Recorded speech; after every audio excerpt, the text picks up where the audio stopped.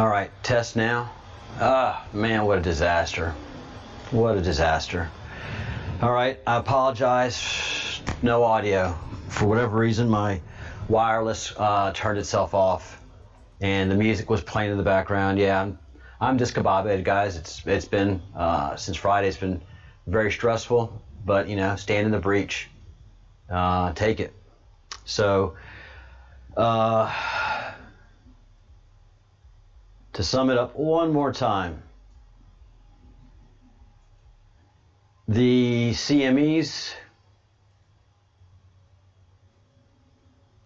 are coming. 2 large CMEs are coming. The frequencies on the Schumann not only are getting more defined, but they're getting stronger. So Mark, this is what could be affecting you.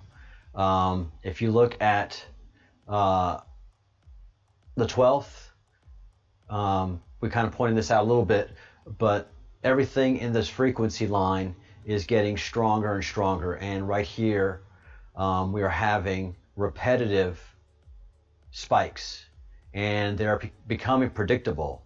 Virtually every 24 hours now, from 21 to 21, so every 24 hours, we're getting a Schumann spike. This isn't exactly 24 hours, but it is within 22 hours, just getting massive low frequency spikes. They're not complete frequency spikes. They are low frequency spikes. And then for the rest of the time, the frequency is stronger at that 7.9. Not only now is it defined, but it keeps getting stronger and stronger and stronger. And then that is also happening at the 13 frequency. As you see here, it is building up and getting stronger and stronger as well. And then in all the frequency ranges, we're getting much stronger. And this is today's Schumann. This is current. So as you can see in the 7.9, the human frequency, it is just getting stronger and stronger. All right, and then getting back to the sun. Capture here today. Look the at this. sun is having massive ejections. Too zoomed out. We get it. So 2 massive CMEs, and of course they impact Earth. And the way they impact Earth this time is very strange. But notice the power coming out of the sun. This is just a massive CME or massive EMP as well. It's an electromagnetic pulse. And there you have that round weird object that is attracting. Every time there's a CME like that, that round sphere is there. And look at that. Round. Crap. Round. And Wade's just never seen anything like this as far as these ejections from the sun goes. And he's been doing it, I think, this for 5 years, watching the sun and watching these tools. And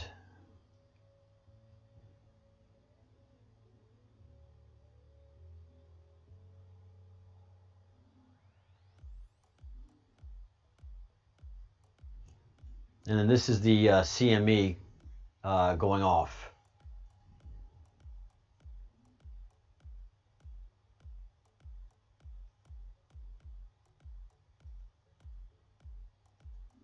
And waiting for Partha and Angel Hope to come in.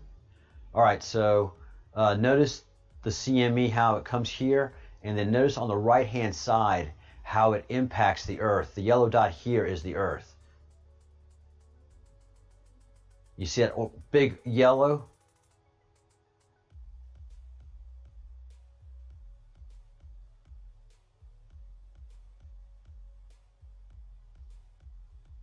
All right, so the CME hits the Earth here.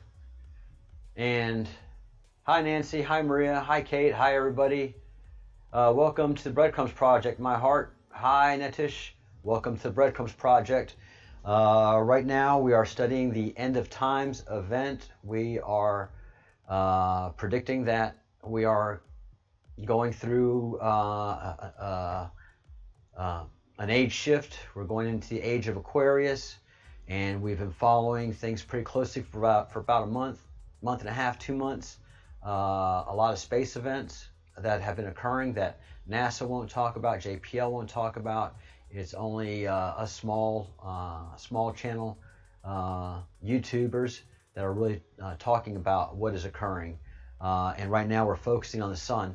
The sun has been doing some massive discharges, some CMEs, coronal mass ejections, which are also electromagnetic pulses. They're massive energy pulses, and they've been striking the Earth. What impact it is having on the Earth, we really can't tell, but there's a shift in vibrational frequencies, and so we'll go back and take a look at that again in a second. But I just want you to see on the right-hand side, when the CME hits the Earth, how it gives this massive electrical signal. You see that? And again, there is a large object next to the sun that is generating these things. So there it comes again. So it's just having, the CMEs are hitting our planet like never before, and they are having effects on our planet like never before, and we have to interpret these as best as we can. And then finally, I'm going to turn the volume up on this because as Partha has said, our electromagnetic field. Hi Emma, good evening. Hi Sam. As Partha has been talking about, our electrical magnetic field is really, really, really low. Almost dangerously low. And especially in the poles, North Pole and the South Pole. And I say dangerously low because I'm using Wage's words. You shouldn't be exposed like that in an airplane for more than 800 hours in that charged particle environment. So there's a lot going on in that sense. So let's see what Wage has to say. We had an uptick there. Maybe there was a small flare from that sunspot that was Earth facing. Who knows? It was not that big of a deal. It looks like it might have made it into small B class, maybe a B1 or B2 flare. That's the energy that we're seeing there on the X-ray flux. Now the proton flux didn't move. Nothing happened there. Now look at this. Okay, this is where it becomes confusing for some people. So let me explain. This is low activity. Okay, this is geomagnetic activity. This is what we look at when we get CMEs and, increased solar wind from like coronal holes. When we get a geomagnetic storm, they will label it as such. A G1 is the lower one, right? All the way up to G5. You see a G5 storm, we're talking probably an X flare of some sort, a large CME, a very powerful one, that kind of thing. Now the KP index over here will follow that same trend upward, but it puts a different number on it. Puts 5, 6, 7, 8, 9. Basically, a KP of 5 will give you a G level 1 storm. You guys see that? Okay? Just so everybody understands. I want everybody to understand what we're looking at. And so on and so forth as you go up. A KP of 9 would put you at a G5 level magnetic storm. Okay? Essentially, it's like a thunderstorm warning system as it goes up. Now, we don't want to ever get up into like that area, right? Into a 9 KP or a G5 storm, which is the same thing, essentially. Now, we get up towards a 6, we start getting pretty concerned. Now, we get into a 7, and you're definitely going to hear every channel out there talk about that. Gonna move Okay. up a little bit. Now you talk about a G1 or a G2. Sometimes channels won't even talk about that because a lot of times period.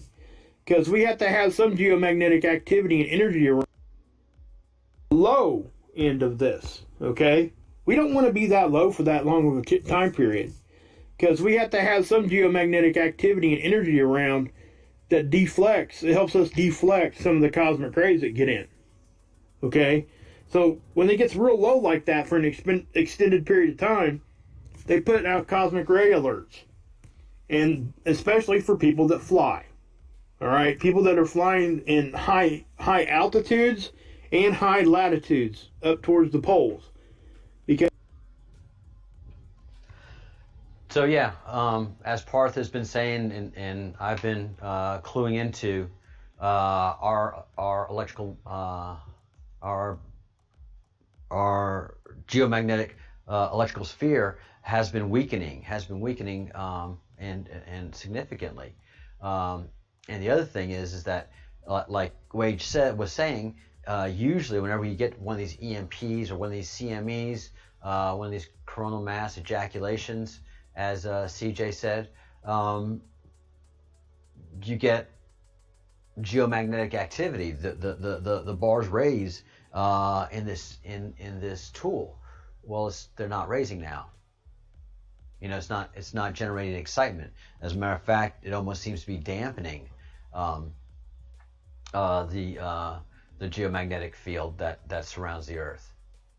So yeah, these are interesting events, and usually they're pretty explicable. Last year they were very explicable as far as Wage was talking about, but over the last 2 or 3 months, whatever's happening to the sun is truly bizarre and inexplicable. So he's just analyzing it. He sees what's happening, he tells us about it. He doesn't know how it is happening. What we do know is that there is some kind of globe that's parked next to the sun, and that it's whenever one of these large CMEs happen, it happens next to the globe, and it just basically covers the globe, and then the CME goes either off into space or impacts the Earth, and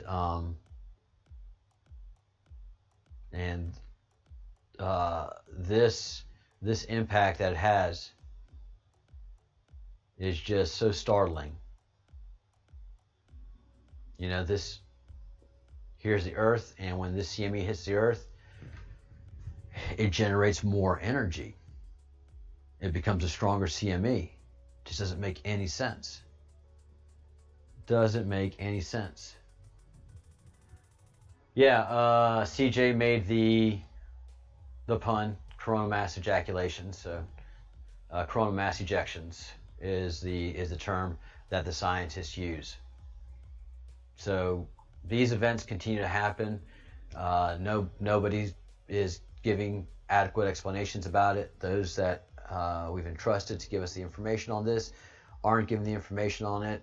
Why? Because it's all part of the plan.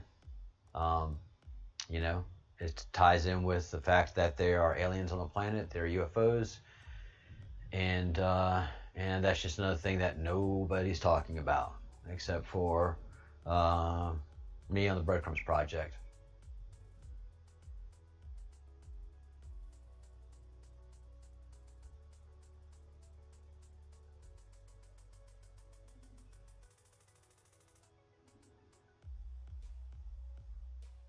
Yeah, it's happening. It is definitely happening. The tools and the measurement devices, you know, they're telling you that something's going down. It is definitely you know, here again is a Schumann tool,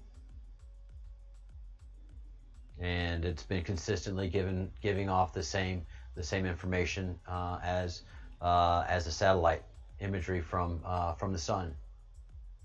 So those things are going on, and those things are happening. And just seeing if nope, Partha and Angel Hope have not made it in. And I think Angel Hope is going to be talking about the Tree of Life this evening.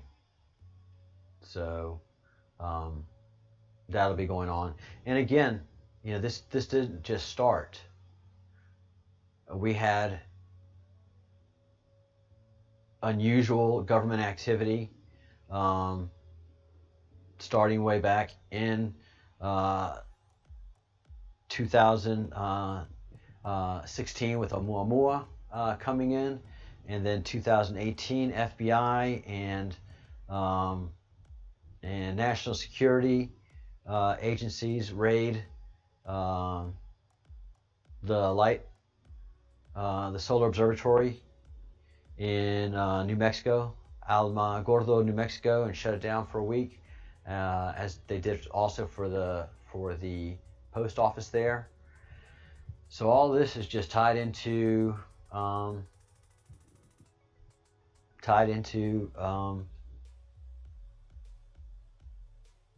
just unusual and weird behavior. And we saw the video of the two spheres passing in front of the sun and going in different directions. And it's kind of cute that NASA wanted to say, oh, that's the moon doing two passes. What, did it do a U-turn and then come back around? So that is just frustrating stuff. So we have to continue with our own work and do our own investigation, even though people come in here and say we're crazy and, hey, you bunch of flat earthers, or, Jesus is the answer. All you're doing is sinning. So everybody's going to come in and yell at you for something, man. It's just the way it is. Nobody likes anybody anymore. Everybody has to shut each other down and can't have a conversation without yelling at each other. Cancel culture. But, you persevere. That's what Partha's done. That's what I've had to do, and that's what Angel does as well. We're not winning popularity contests.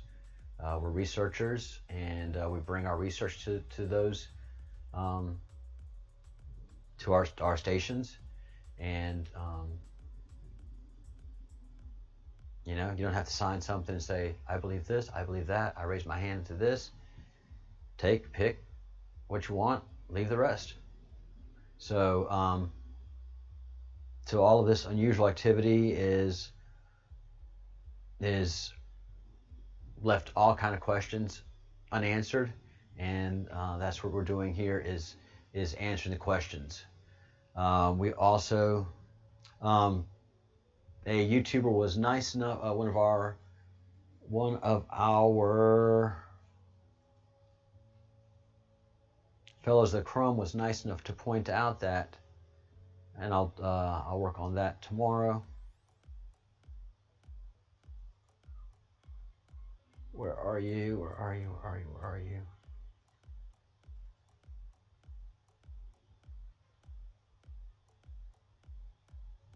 As we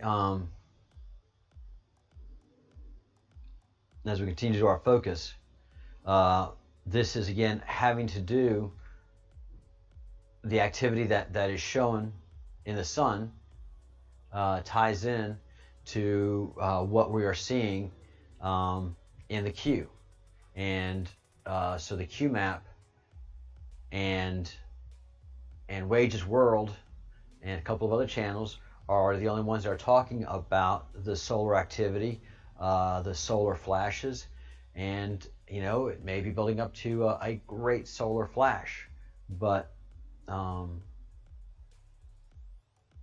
here we have prepare for solar flashes, and that's what we had a fellow at Chrome point out today. We have our solar flashes that are hitting us, and they're appears to be a great solar flash that that there will be survivors of. So that's a very interesting line of investigation that we're going to have to look into. So right now, definitely we are having solar flashes. I hope we're prepared for the solar flashes, trying to take care of our mental and spiritual states. But as it says here, the survivors of the great solar flash will depend upon their mental and spiritual state. Practice meditation, compassion, forgiveness for all beings, and as we've been talking about in with Partha and Angel, this is prophesied in every historical religion. And basically down here is how Partha and Angel Hope came into our conversation, was to educate us on Yoga Fire, Frashokoreti, and Ekropsis, and Samatvatka Fire, which are all basically holy fires. And you know, that is, those are defined as they were defined way back when. Yeah, Crafty, have no idea what's going to have the summer solstice. I was taking pictures of the sun yesterday, and I haven't had time to process any of that either. But there definitely seemed to be a globe, which seemed like the old Earth, and then something but right below it that generated the white, hot, incandescent sunlight that burns the eyes to look at now. So we can't even look at a sunset anymore. You know, the white, this white incandescent light just absolutely burns. So when I was looking at the sun yesterday, because it was very cloudy here, I could see the round sun, and then right below it was just this white beaming thing. And I took a couple pictures of it that came out pretty good, but I gotta pull them from my phone to the computer and then get them ready for presentation. So we have solar flashes now, and we just continue to prepare what we have to for the great solar flash. And you know, again, Partha and I talk about the sun being an electric sun. It's electrical in nature. And you talk to any academic physicist, any academic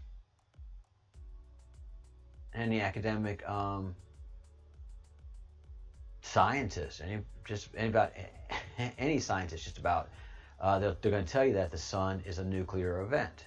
And you try to explain to them, no, it's an electrical event, and they just yell at you, and oh, you're on drugs, you're on mushrooms, what you know, stop it, you're putting in misinformation.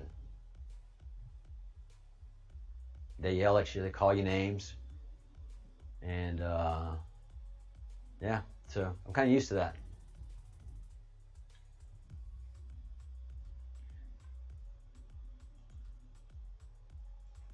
And all this goes hand in glove with the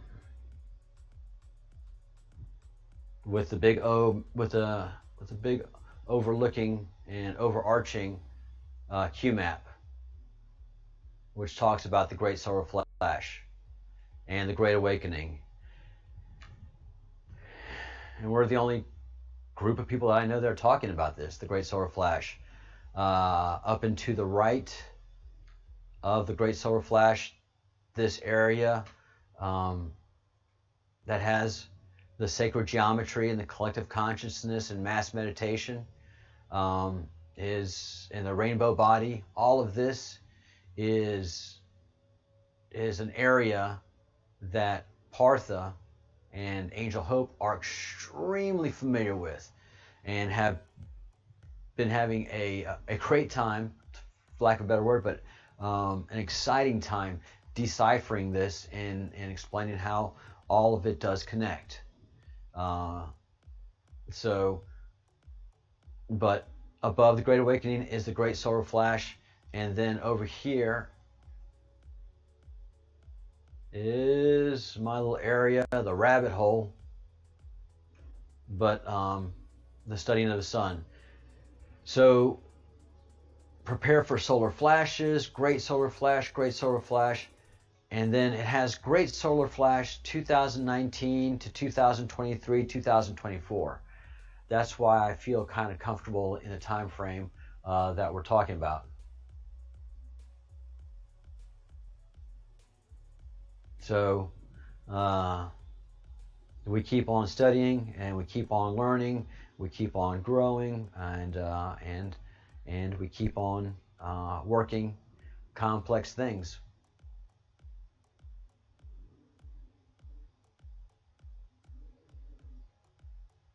It's I look at the map and then I look at the skies and I talk to Partha, and the astrology all relates and makes sense to this this Great Awakening Q map. So all we can do is continue to study it. This is all beyond my expertise at this point. The Q map, I have to rely on subject matter experts like Partha and Angel to bring in the information that makes sense of what we're seeing. So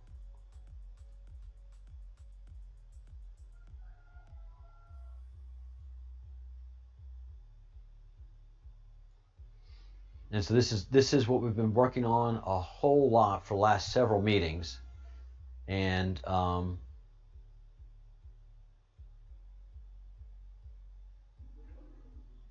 as we come in today, it doesn't have the tree of life that I can see in here, and maybe it does. There's just, you even look at it and you look for something and you don't see it, and then suddenly you look at it again and then boom, it's there. But it's usually after somebody tells you to look there, and you say, I've been looking there, and I just didn't see that. But I think it was it's a request for Angel to come in and talk about this, and so they are, and they'll continue to help us analyze the northern portion of the Q map. This greater left-hand portion of AI and Draco Reptilian Alliance and Dark Fleet, offensive space fleet beyond the solar system. That's just stuff that, if we can find a subject matter expert on that, then we'll bring it in. So it's just bringing in people as we need them to help decipher what we have and what we have going. Let's see.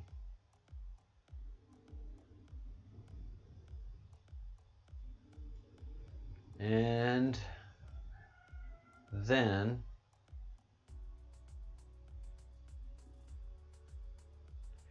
let's go into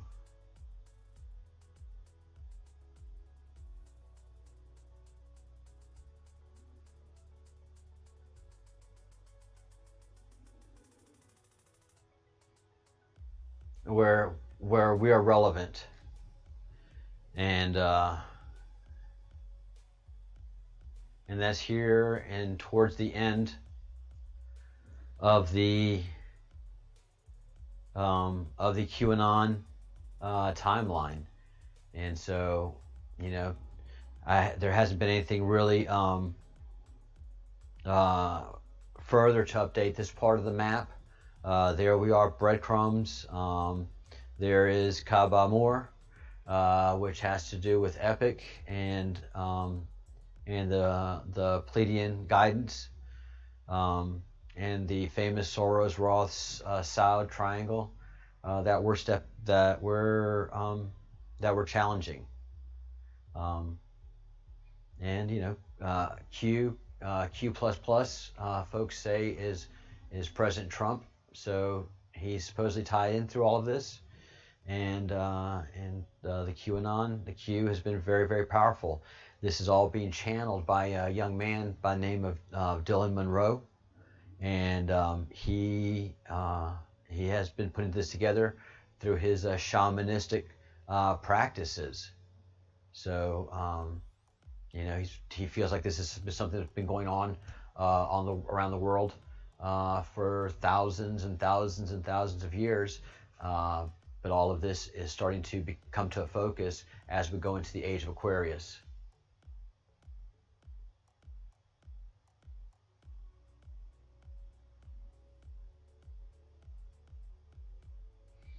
Oh, how cool is that? The Daily Express confirming Partha's story that the Mayan calendar was out of sync.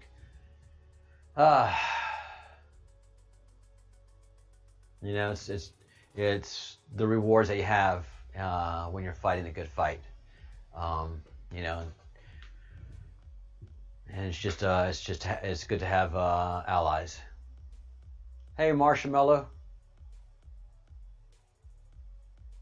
Oh, you are in Maine? You should have stopped in and visited with Mitch Fitzsimmons. He's up there in the Maine area.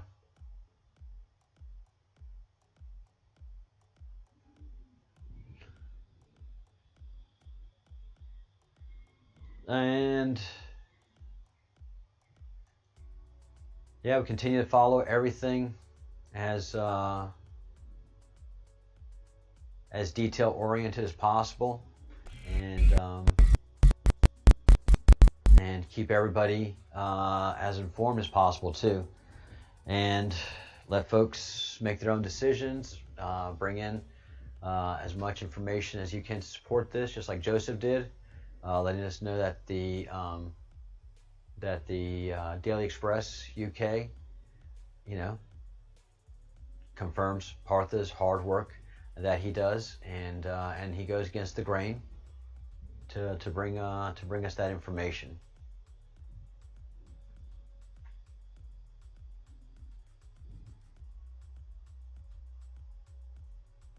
All right. Where do we want to go? We got that. We got that. All right, just gonna take a quick break here while we wait for Partha and Angel, and we'll be right back.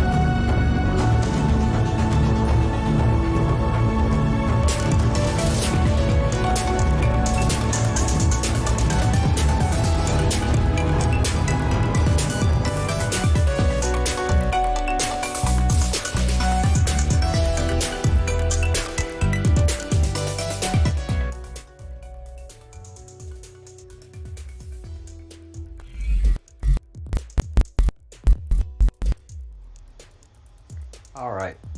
While we wait for Partha and Angel to join us, and the very cool MB,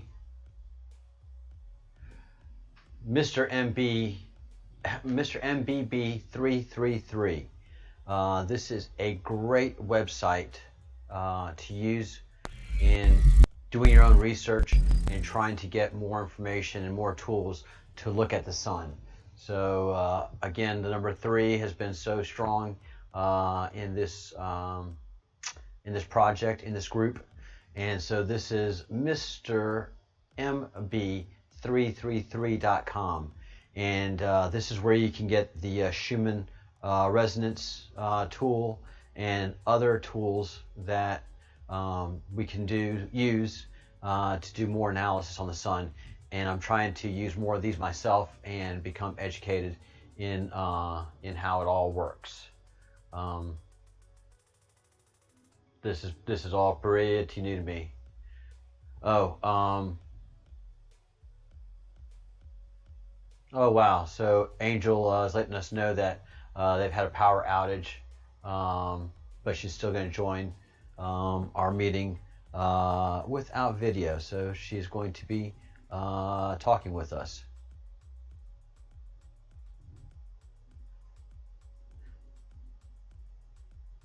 And whenever the power comes back on, she can go to video.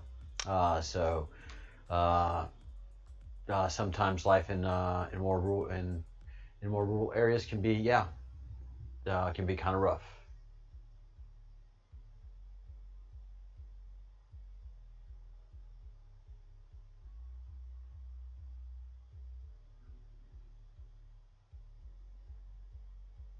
And let her know that I feel bad that happens.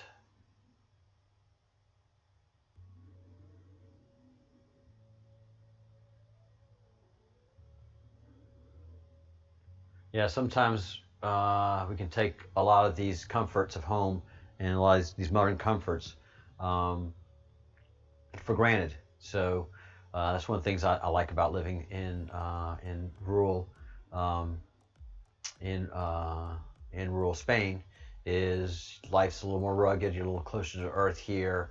Power outages and not having some services available that happens out here. So you kind of try to keep that kind of exposure limited, and you do. That's just good country living. So Partha, and I have not heard from Partha yet, but Angel will probably give us an update on that as well. Hoping everybody is doing well today. Things just keep moving very, very, very fast. There's Partha. Partha's not talking today. That's right. Partha is extremely busy.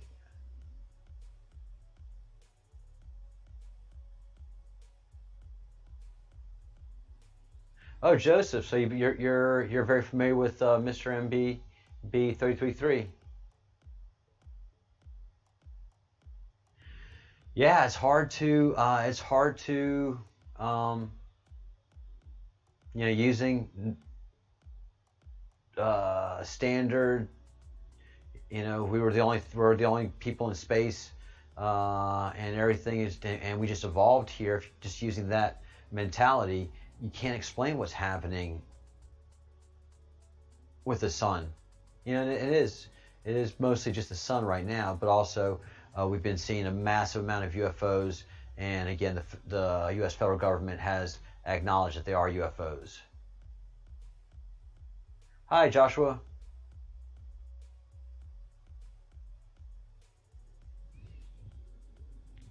So, wait. I think we do have Angel. Hi, Charles. Hello. Yeah. So there was no current, electricity, and just it has come again. So I jumped in. Yay. Yes. All right. Yes. So you're talking about the Tree of Life? Yeah, Tree of Life. Hi, everyone. So without wasting much time, okay. Yeah, you have to make me host for that. All right. Yeah.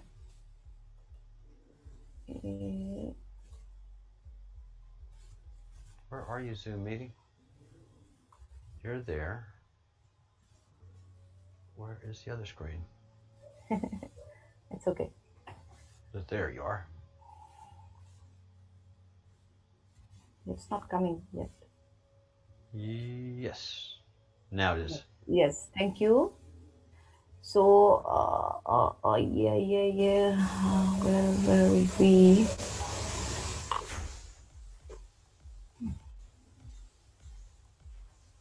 Yes. So we are here now. I hope you can see my screen. It's starting to come up. Oops. Can you see my screen? Just about. Okay. And as it's starting. Yeah, definitely. I should wait for I think some seconds. HP has started screen sharing. Paused. I don't know why. Okay, let me do it again.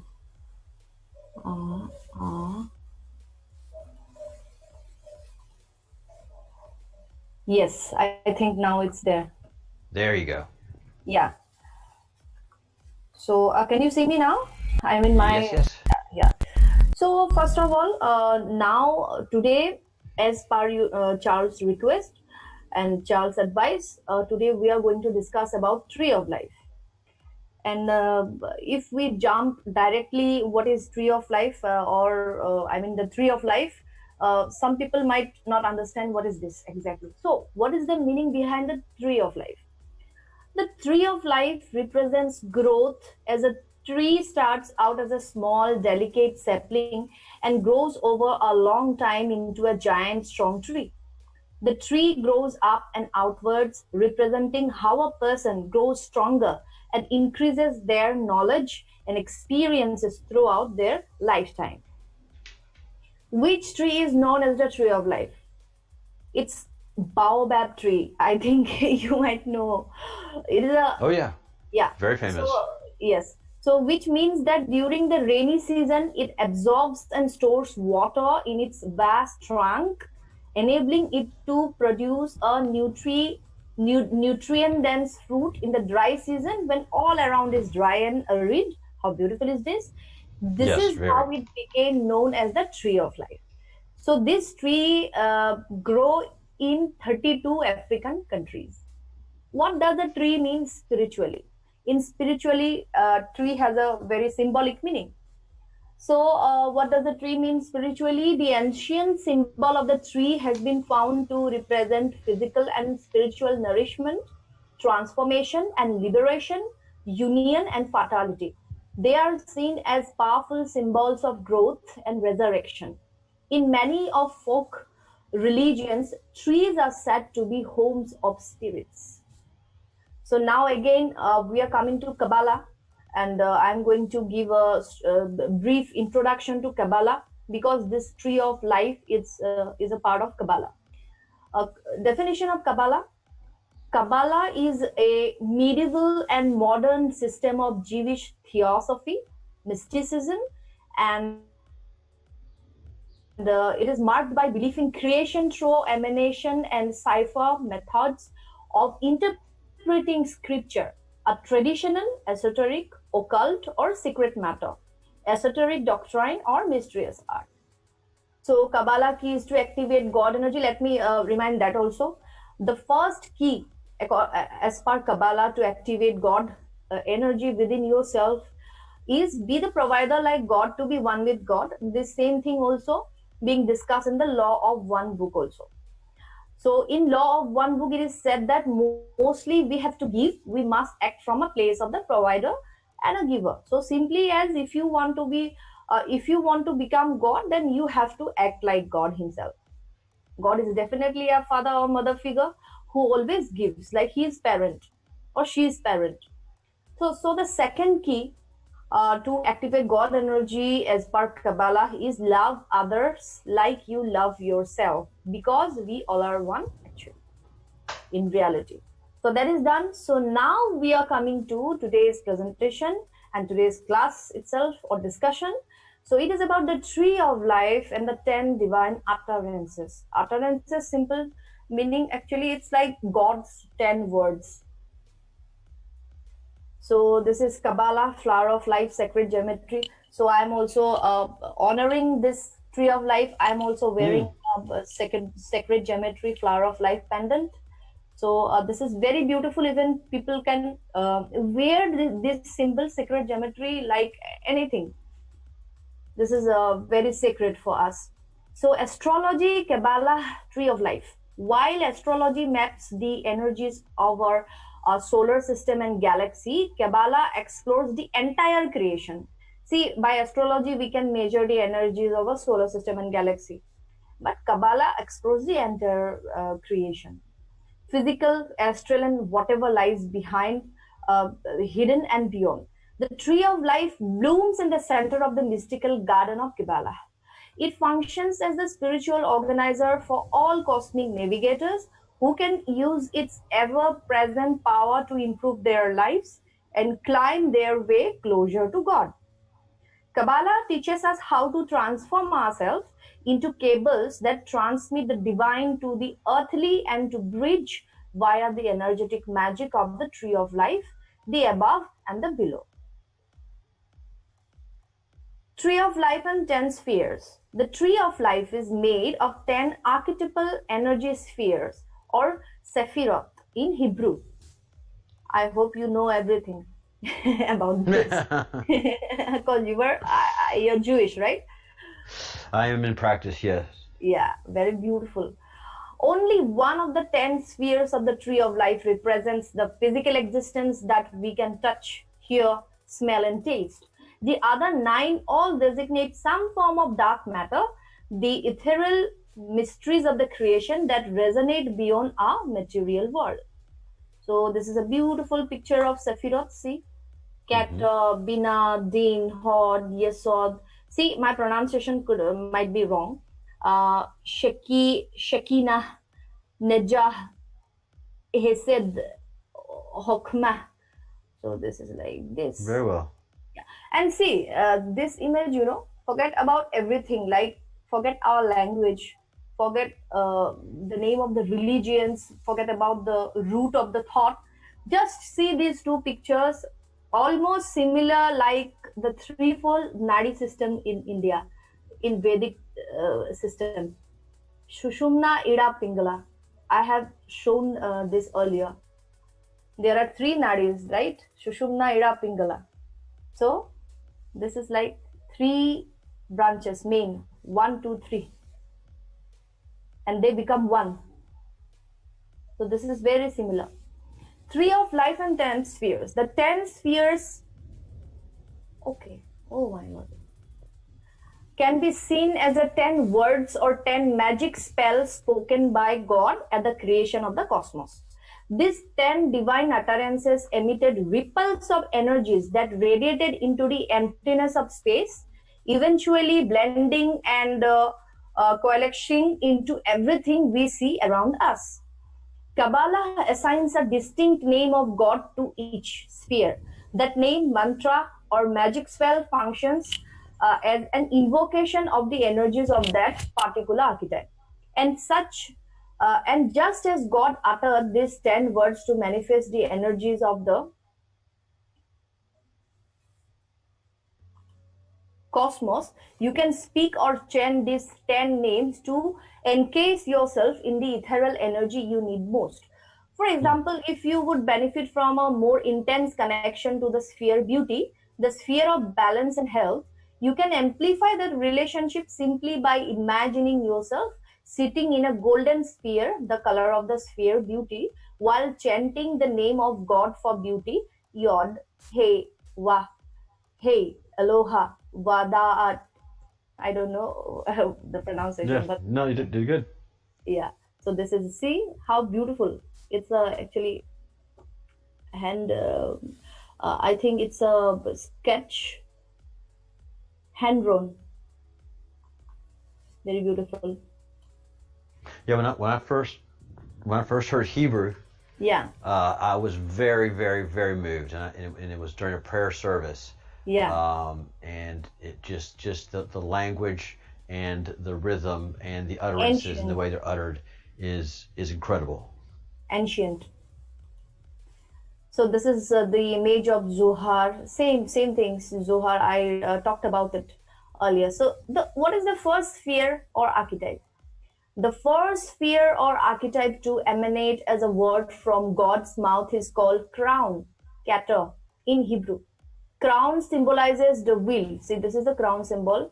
The crown symbolizes the will of God, and that will, according to Kabbalah, is the will for oneness. God is one. God's will is unity. Humans arrive as individuals, each of us unique in form, appearance, and personality, but the message of the crown resounds clearly. We are all connected. We are all the same. That's the message.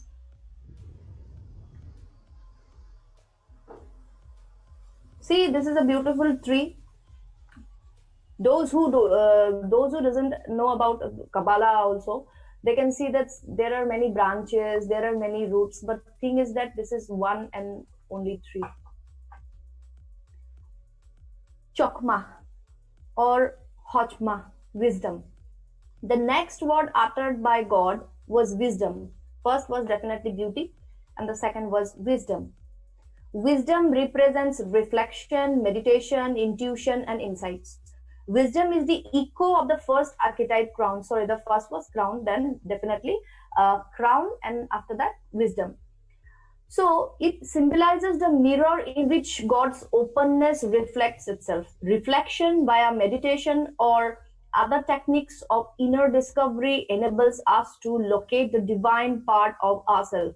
That's why meditation is there in our QMAP. It's very important. Intuition, meditation, reflection. Kabbalists paint. It's all the old religion talk about meditation.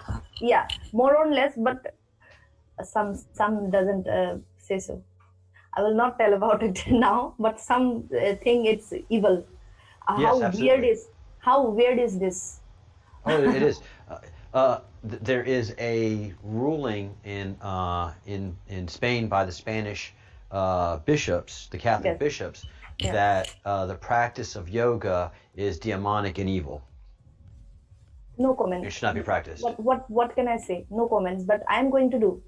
Exactly. I'm going to do it because I know. It's very simple, isn't it? Very simple and basic, in fact. So and one more thing. Yeah. Before these proclamations that these bishops made, did they do any research on yoga? Did they visit any yoga practitioners? Did they spend any time within the yoga community to understand what yoga is before they deemed it such? No, they just went on hearsay and did zero research. It felt good to call it evil. Move on. That's unfortunate, I think. And if they contacted, I think if they would contact, I think they would start doing themselves. Absolutely. So beautiful. Yeah, it's so beautiful. How is it bad to balance your mind and body, heart and soul? Like how? How? Yeah, some people, some souls, some fraction of the society wants that dependence, that you should depend on something else than yourself. I think we should depend on ourselves also, because we are parts of gods. We are part of God, and I think we all are gods. So this is important, that we should take responsibility for ourselves, at least for our own mind, body, heart, soul. That much we can do. And do our own research, ask questions, and find answers. Yes, that's why we are here. That's why we have incarnated here. Amen. Amen. Amen. Yes. So Kabbalists paint wisdom in silver gray to signify the wisdom we attain as we age. Gray also suggests that life is not black and white, all or nothing, good or bad. Wisdom correlates not to any particular planet, but to zodiac wheel in its entirety. It is wise than to examine the entire complicated, circular, endless picture.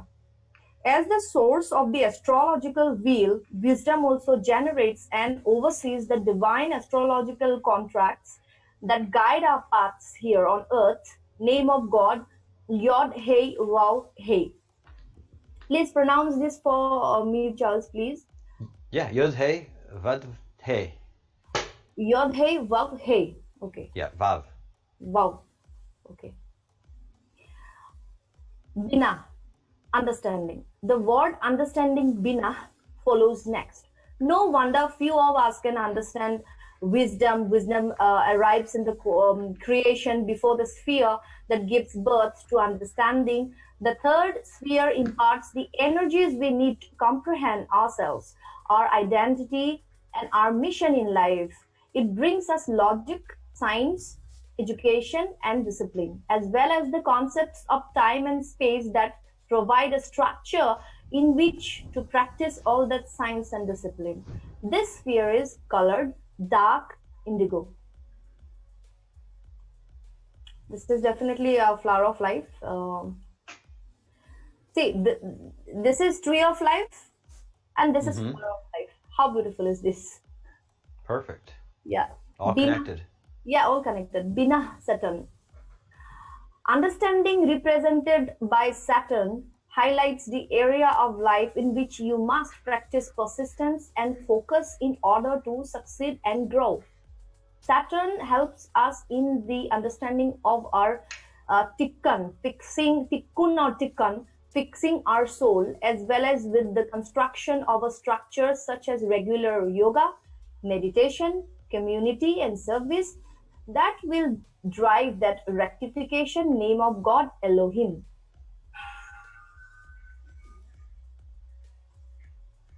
That is tree of life. Yeah, many interpretations are there for tree of life, so I have taken some of them. Mercy, Hesed.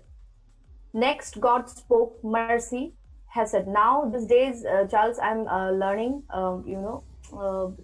French, and that's why I used to say it's maxi.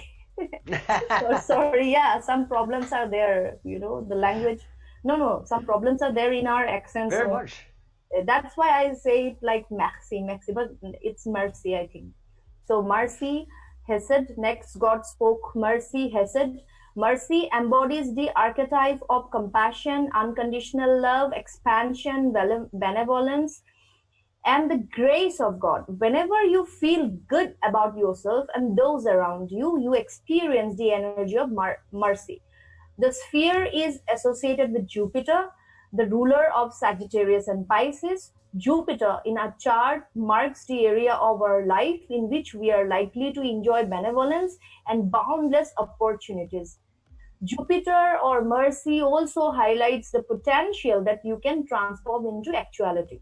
Mercy represents the most accepting and forgiving energy of the tree of life and creation as a whole. It works as a reinforcement of the prior sphere, understanding. If you gave to the universe what understanding asked of you, in mercy you will receive or reap the rewards of the discipline and effort.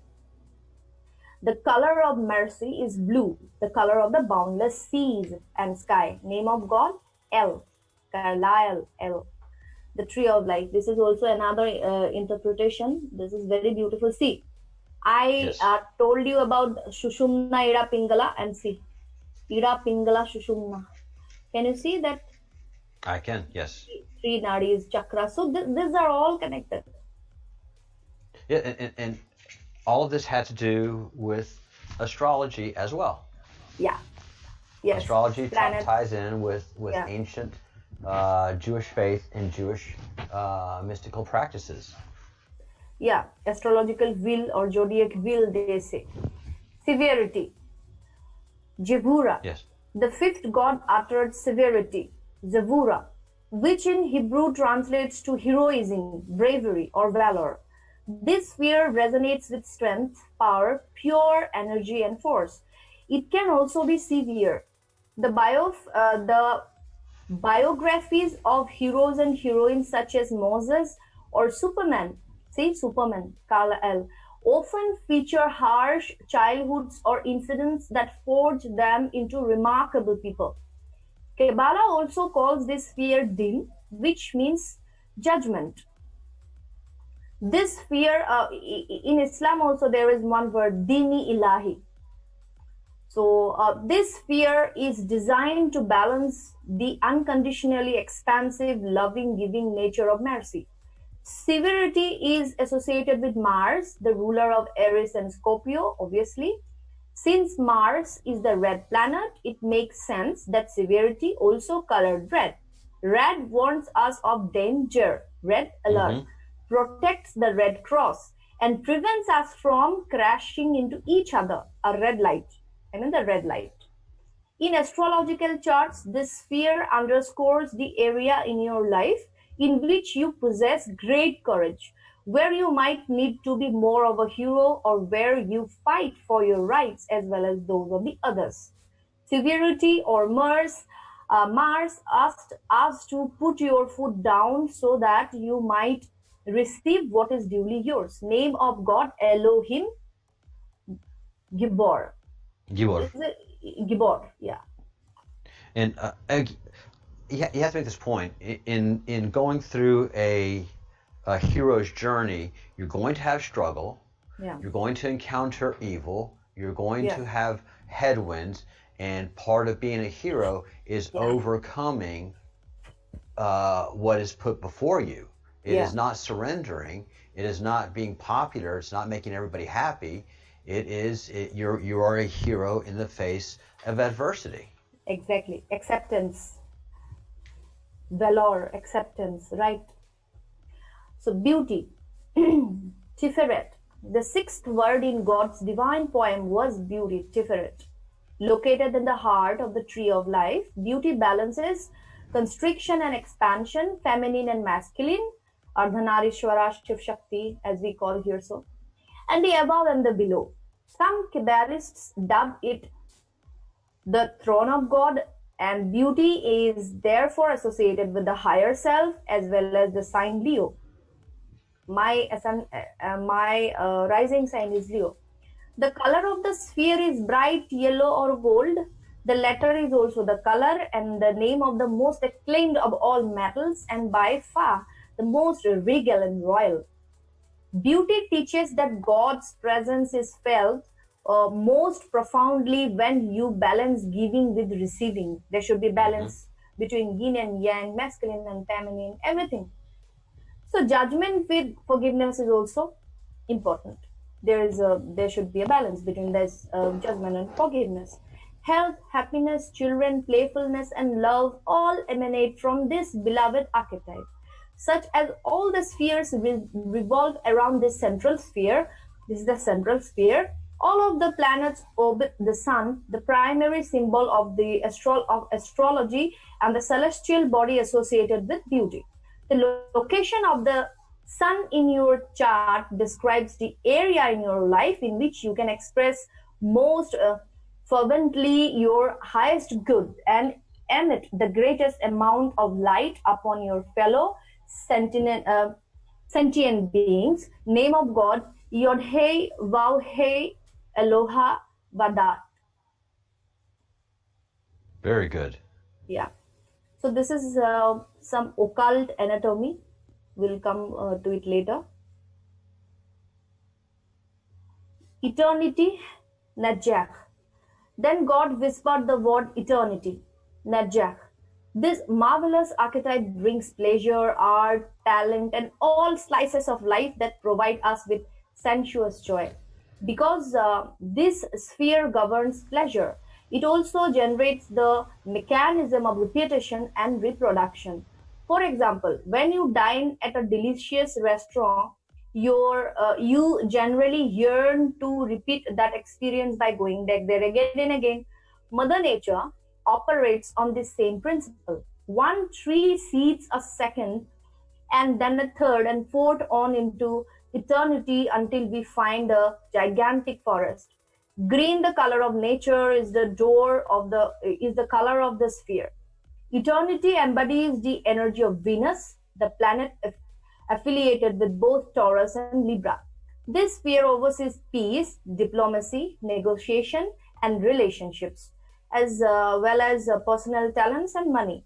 Venus or eternity in your chart underlines the area of your life in which your idiosyncratic talents can be deployed to generate financial security and abundance. Name of God, Yod Hey Vav Hey Jevaot, I think. What should be that pronunciation? Please guide me. Zetvot. Jetvot. Yes. Wow. Hey And- wow. Hey Jetbot. Okay. And notice, making money is not a bad thing.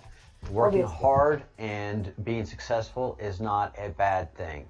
Yeah. And ultimately, it's the upper part of your mind that is the diplomat and that works to resolve issues. Yes. You have every right to work hard for your family and for yourself. Splendor or Hod. The eighth word spoken by God was splendor or Hod, which is Hebrew for reverberation. This sphere enables communication, that most human characteristic which demands both speaking and listening. Splendor guides commerce, business, and trade. It enables us to absorb the messages, signs, and synchronicities that we encounter so that we can translate and transmit them to the rest of the humankind. Splendor is associated with magic, spells, and the ability to manifest mind over matter. Orange, the color chosen to herald the new millennium, our information age, is the color of the sphere. Orange, the color. The Mercury, the planet linked to Gemini and Virgo, is its ambassador. In your astrological chart, splendor or Mercury signifies your antenna, highlighting your style of communication as well as your strengths and perhaps your weaknesses when it comes to conveying and receiving messages and knowledge. Name of God, Elohim. Jetvot. Very good. Yeah, I'm learning. Pronunciations, I sometimes fail. Kabbalah, 10 words of God. See how these are designed so beautifully. Foundation, Yesod. Ninth came the word foundation, Yesod. This sphere holds all the secrets and subconscious powers of the universe. The word Sod, which is the root of the Hebrew name of the sphere, means secret. That is one of the reasons why sexuality and passion are governed by this sphere. This intense and mysterious wheel of energy also governs transformation, healing, intimacy, and death. The law of attraction can transform your life and afford you what you always dreamt for. Foundation is linked to the moon, the ruler of the night, as well as the sign of Scorpio. It is colored purple-violet, a rich tone that nonetheless emits the highest visible frequency in the spectrum. In your chart, foundation, the moon, exposes your inner reflexes, how you instinctively react to various situations in your life. It also might reveal hidden memories of early childhood or trauma, as well as the places in which you safeguard all your secrets. Name of God, Shadayal Chai. Is my voice audible, Charles? Yes, it is. And Okay. it's Shadel El Hai. Okay, fine. Thank you. Shadel El Hai. Yeah, Shadal Ehai. Okay. So this is Malshut. At the last word to emerge from God's consciousness is the Kabbalistic story of creation in His kingdom, Malshut. In Kabbalistic astrology, kingdom relates to your rising sign or ascendant, the path you chose to walk in this lifetime, the highway that leads to your destiny. This sphere encompasses the entire physical creation, from unseen viruses and your neighbor next door to alien starships and vast galaxies millions of light years away. Name of God, Adoni Haaretz. Adoni Haaretz. So please help me in the pronunciations. I also have... Adonai Haaretz. Yeah, Adonai. Adonai And what is this pronounced?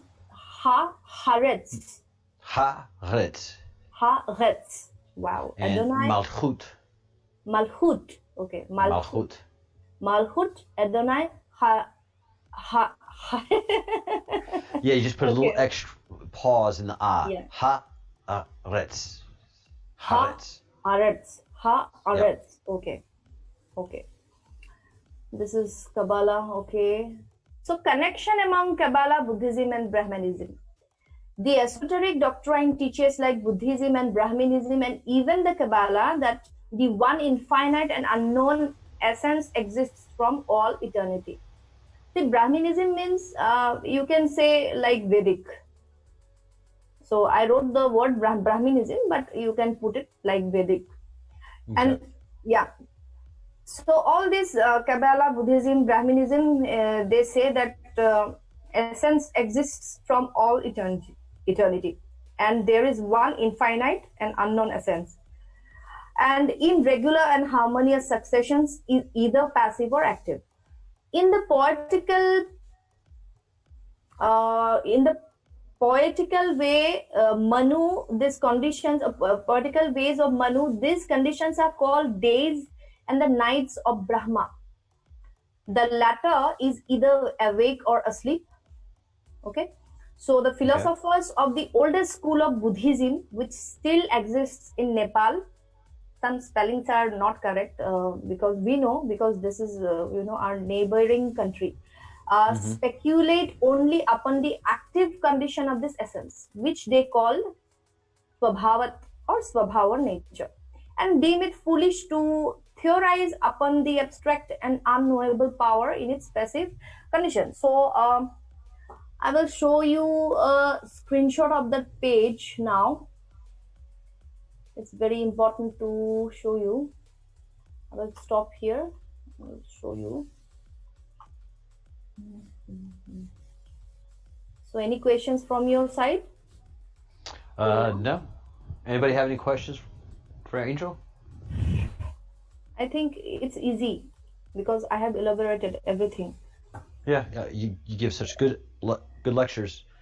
Yeah, thank you. That no one really has any question. All the details are filled in, and wonderfully so, because you do it in a PowerPoint format. Yeah. So this is Kabbalistic circle, Atma, Atman, Brahman. See, all are same. And this one is actually, it is very, I cannot zoom it more.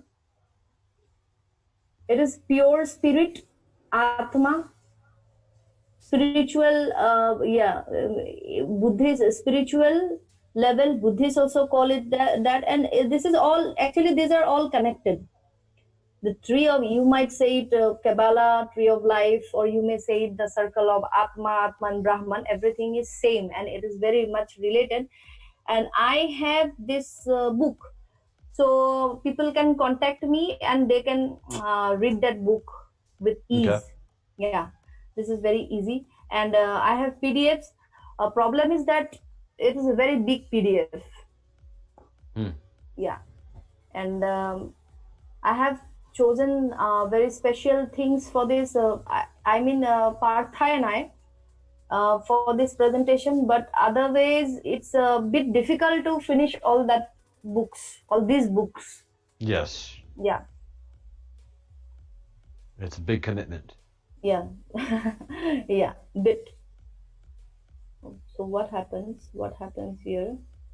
It's coming. Yeah. Malchut, we had this Kabbalah. Malchut. Yeah, Malchut. Okay, Malchut. Malchut. Get. That's it. I am also learning Malchut.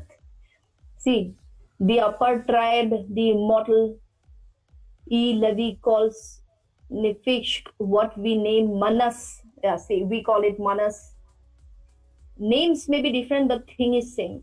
Image of man, body or what? Yeah. So this is that. Now, Akasha, astral light, Fohat, electricity. What is the connection amongst all of them?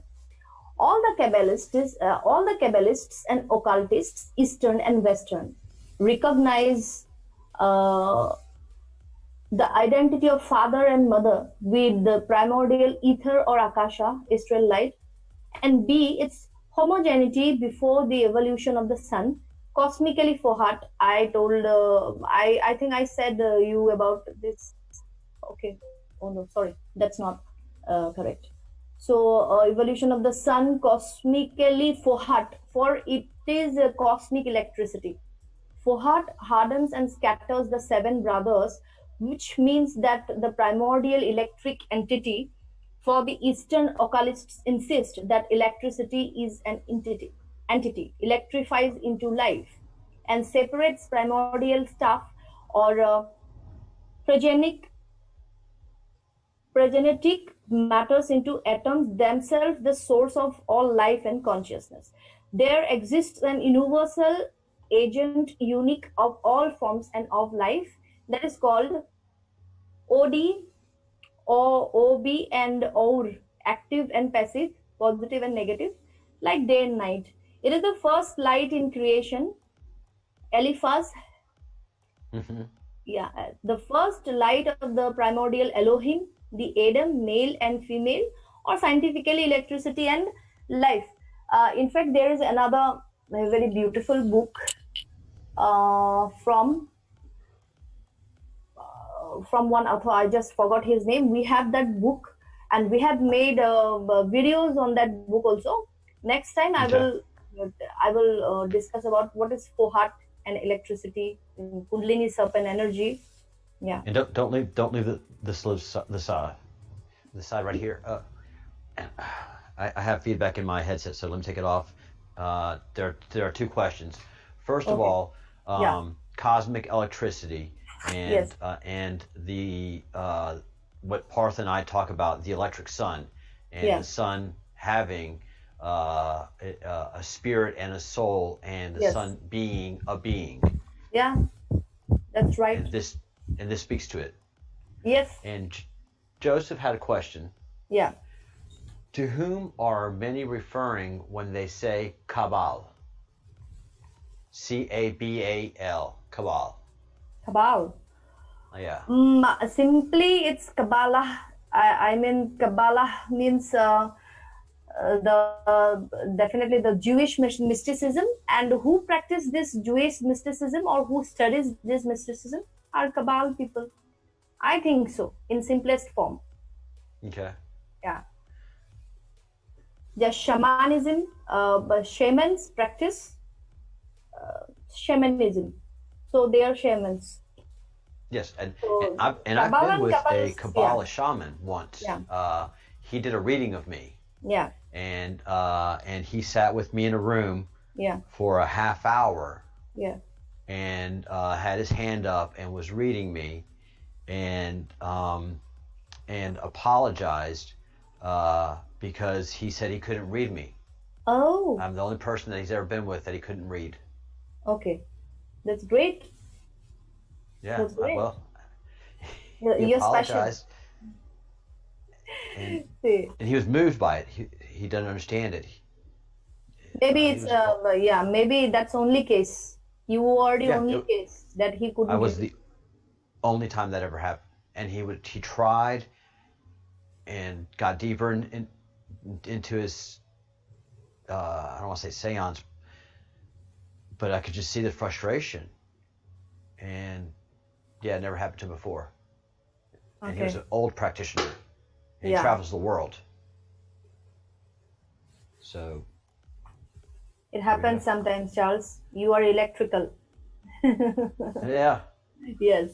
So here serpent fire comes. Serpent fire is Kundalini Shakti, the Kundalini energy. The ancients represented it by a serpent, for Fohat hisses as he glides hither and thither. See, some people won't get this, but it's important to discuss.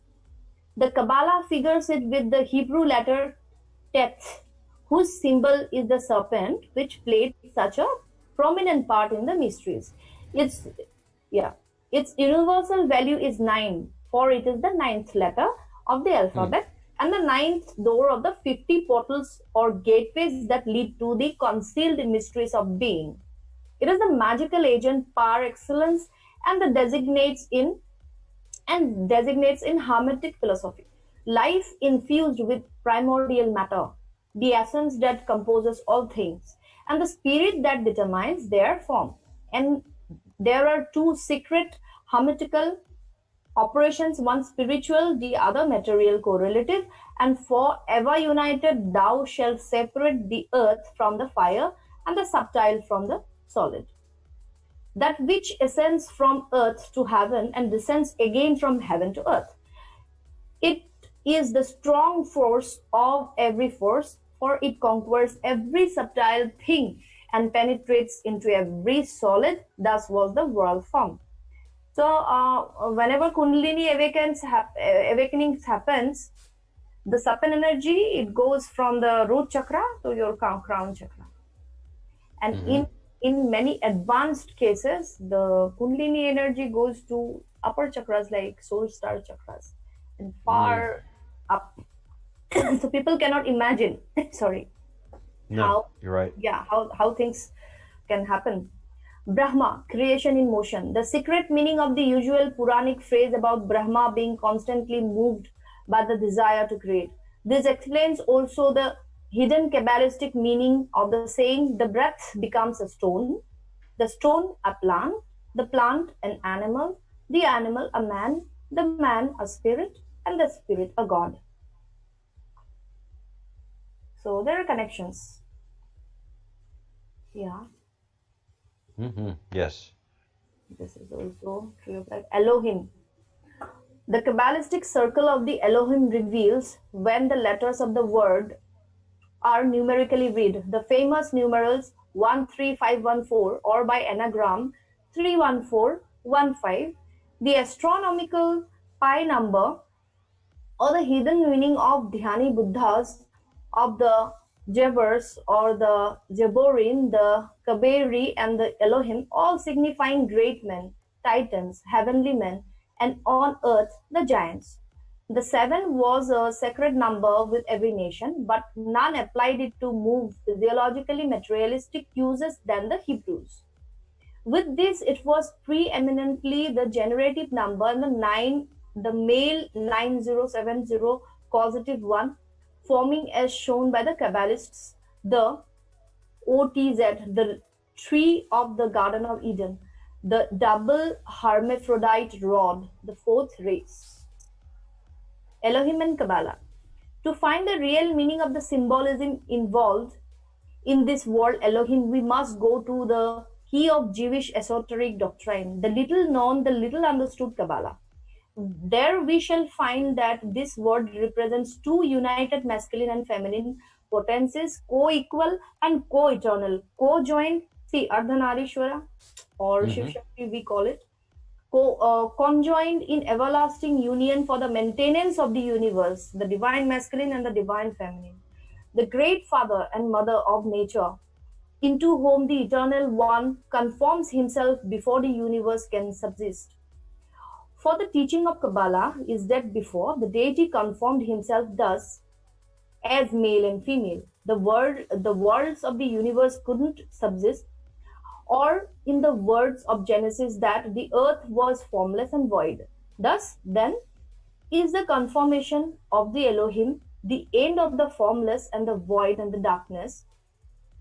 For only after that conformation can Ruach Elohim, the spirit of the Elohim, vibrate upon the countenance of the waters. But this is a very small part of the information which the initiate can derive from the Kabbalah concerning this word Elohim. Kabbalah and worlds. The eternal cosmos, the macrocosmos, is divided in the secret doctrine like man, the microcosmos, into 3 principles and 4 vehicles, which in their collectively are the 7 principles. In the Chaldean or Jewish Kabbalah, what's this pronunciation? I think you know. Jewish Kabbalah. Chaldean or Jewish Kabbalah, the cosmos is derived into 7 worlds: the original, the intelligible, the celestial, the elementary, the lesser, the astral, the infernal, Kamaloka or Hades, and the temporal of man. In the Chaldean system, it is in the intelligible world, the second, that appear the 7 angels of the presence, or the Sephiroth, the 3 higher ones being, in fact, one and also the sum total of all. They are all also the builders of the Eastern doctrine, and it is only in the third and celestial world that the seven planets and our solar system are built by the seven planetary angels, the planets becoming their visible bodies. Hence, as correctly stated, if the universe as a whole is formed out of the eternal one substance or essence, it is not that everlasting essence. The absolute deity that builds it into shape, this is done by the first rays. Again, the rays, it is in Kabbalah also, the rays of the angels. The Mm-hmm. angels or Dhyan Chohans that emanate from the one that day we talked about them, the one element which becoming periodically light and darkness remains eternally in its root principle, the one unknown yet existing reality. That's true. And see, seven divine lokas and seven infernal lokas. Seven divine lokas, Bhuloka, the earth, Bhuvarloka, the space between the earth and the sun, Munis, this is as per Vedic thought. Svarloka, the space between the sun and the pole star, Yogis, Maharloka, the space between the earth and the uttermost limit of the solar system, Janarloka, beyond the solar system, the abode of the Kumaras who do not belong to this plane, Taparloka, still beyond the Mahatmic region, and the dwelling of the Vairaja deities, Satyaloka, the abode of the Nirvanis who get Nirvana. So this lokas we can call as like dimensions or densities. And Seven. Nirvana is what? Nirvana is moksha, salvation from everything, salvation or mukti or freedom from the ties of or the circles of death and what birth and death. Okay. It's like you become one with God. Is it the escape from samsara? Yeah, exactly. Escape from samsara. I'm learning. Yeah. So seven infernal lokas are Patala, the earth. Partha will explain, I think, after 2 days he is taking rest. Patala, the earth, Mahatala, Rasatala, Talatala, also Karatala, Sutala, Vitala, Atala. So this is like seven infernal lokas. So I shouldn't do this actually. I should be neutral. This above screenshot is from another book, Principles and Forces in Nature and Man. This is not from Helena Blavatsky's book. And I will discuss about the references of this lecture also. This is our tree of life. References. So there are 4 fat books. Each book is like 700 pages. Partha and I given from here and there in the books. They are all written by one lady, Helena Blavatsky, The Secret Doctrine. Most material of today is from, yes, Secret Doctrine of Helena Blavatsky. I could have taken all of you to the PDF to read something, but this is not possible for me to, because it's a very big book. Anyway, now I can take you to the book. This is the book we have. Anyone who wants to read this book can have this book from us. Actually, it's a beautiful book. Yeah, can you see this book? Yes. So it's, I think, this is the book. See, Theosophical Misconceptions, very beautiful. Secret Doctrine. The book name is Secret Doctrine. So there are 7 books. The gist of what today's presentation was, or class was, or lecture was. Sorry, four fat books. Well, I like one. Can you send me one? Yeah, of course. I can send you the book. So I can start? I can send you the PowerPoint also. Yes, please. But if anybody else needs one copy, not all 4, and the PowerPoint, please let me know by email. Yes. The breadcrumbs project at gmail.com. Yes, boss. So see here also 4 fat books. Each book is 700 pages. Here also optimal timeline reality. So breadcrumbs project is also that optimal timeline reality where we similar minded, like minded souls are living together. So that's it, today's presentation, Charles. I'm very Wow. happy. That's a confirmation actually that yes, we have created the third timeline, 47 timeline. Wow, wow, wow. Yeah. So any questions, Charles? No, and you know the lectures keep getting I don't want to say easier, but this was so well presented that Yes. Yes. it all flowed in nicely, We tried and I can't hard. wait to start We tried hard. reading the Partha book helped me a and lot. getting Yeah, into it. Partha helped me a lot. I'm sorry. I said that we tried hard to make the this lecture. Partha helped me a lot, and I think the Patal Loka or Earth he will continue that lecture in his part. Okay. Yeah. Okay. Well, are you gonna be in the chat for a little while? Yeah. Sure. I'm So not sure. see Some you. people will have some questions. Yes. Yes. So I will be there, I think. And Oh, now I'm saying bye bye. Have a thank nice you. day. Namaste. Namaste. Thank you, Charles. And my Thank you so love, much. yeah, love, peace, and regards to all the good souls. Those are present in Breadcrumbs project, and to you, Thank you. Charles. Yes, Much love and much light to you. yes, sure.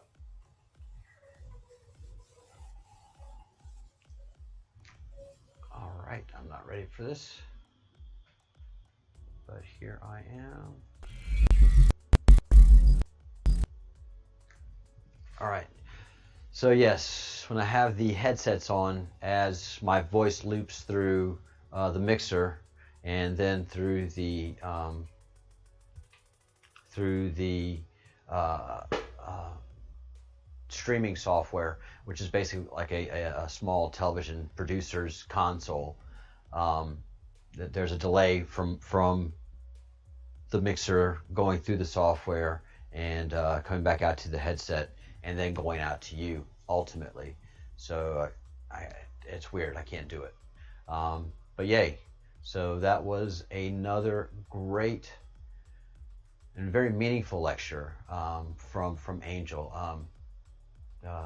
It, it the Kabbalah practice speaks to the mysticism and ancient tradition of the original Judaism practice, and how it was very connected to astrology and to things that are very similar to Kundalini yoga and the chakras and prayer and meditation, and the way Jewish people pray. It has a very obvious association with ancient practices of ritual and of sacred practice.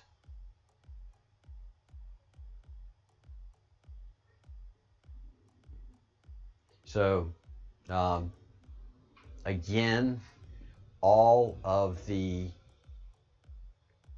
ancient traditions, all of the ancient practices have a synchronicity. On first glance, every religion seems to be its own independent practice that is isolated and unique from every other religious practice. But then, as you actually study them and get into the depth of the religions and the practice, the ancient practices, then you suddenly find amazing synchronicities in religions that really had no obvious contact, but did have an obvious contact in pre-flood, pre-Great Flood Earth. Yeah, we went from 33 in here. Now we are 36 in the chat room. So all of this wraps around every prophet, every ancient religion around the planet has that synchronicity, has that astrological practice, has that meditation being so important. And the only thing before Partha talking about the flashes that we are experiencing, the solar flashes, is this Q map. That's the only thing that has predicted what we're seeing right now. Partha, due to Comet, Atlas, and Swan, as he read the skies, said there's going to be a solar event. And I was like, yeah, it's going to be an EMP, huh? Partha's going to take everything out. No, it's fine. Don't worry. Stop buying things. Don't buy things. You bought too much already. 120 day bottles, 120 day supply of wine is too much? That's too much. Yeah, that's too much. Okay. Yeah, and so he said, yes, there'll be solar events, but it is not going to be a earth-ending one. What is going to be happening in the future? Well, we have to wait till the skies give us those determinations and give us the information that Partha can read. But the Q map says there's going to be a great solar flash, and those that practice mental and spiritual peace and practice it,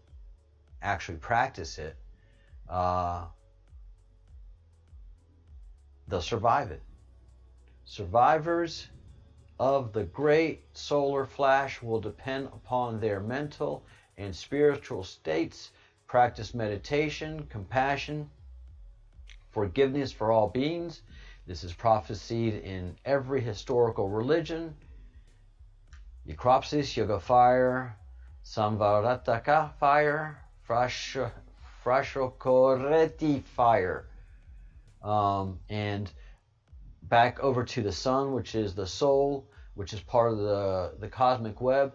And these great solar flashes, these great sun events, may be the Stargate portal that's mentioned here, and that a lot of folks in the comments section talk about.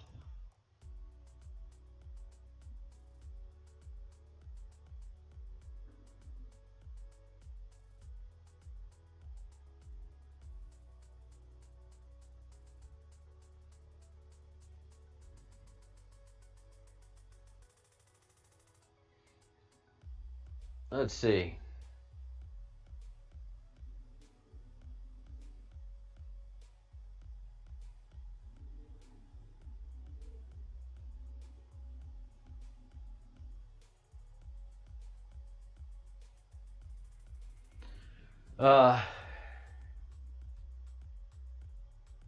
Yay. All right, Angel's in the chat room.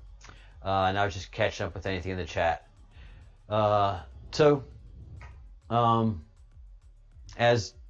As Angel pointed out, and as I've been talking about, the sun is an electric sun, and electricity in this universe is not an inanimate object. The sun apparently is not an inanimate object. It's not a nuclear object. It's an electrical object, and it's very powerful, and it has its own sentient life. That very well could be, as we've talked about before in Egypt, the Ra. And then you have the Ra of the Law of One. So there's just so much to be aware of. So much to be aware of. And you're welcome, Michelle. CS, welcome to the Breadcrumbs Project. And good to see everybody. Yeah, that was a great presentation on the Electric Kabbalah. It was just so smooth. Again, email me at thebreadcrumbsproject@gmail.com if you want a copy of her PowerPoint presentation, which was spectacular. And look, quite frankly, That is the only and best presentation I have ever seen on Kabbalah. And I am Jewish in faith. And Judaism really frowns in Kabbalah and is fearful of Kabbalah, established Judaism. And by established Judaism, I'm talking about Orthodox don't fear it. It is the conservative, the new Jews, the nouveau Jews, which are very much, that they've lost contact with the practice, and because if people don't understand Partha, they don't understand astrology, they don't embrace astrology like the people in this group do. Well, they speak ill of Partha. If you go to Partha's channel and go to some of his older videos and some of the commentary in there, and it's from people in India, so it's his own people saying just the most god awful things, and he's just presenting love and light and wisdom and saying, for the most part, good things in his videos. And people just strike out and cancel culture the stars out of him. Well, Judaism does the same with Kabbalah, and and they fear Kabbalah. And if they get to know Kabbalah, it's just a very simple, nice practice. It's the same way Catholics fear yoga and call it a demonic practice.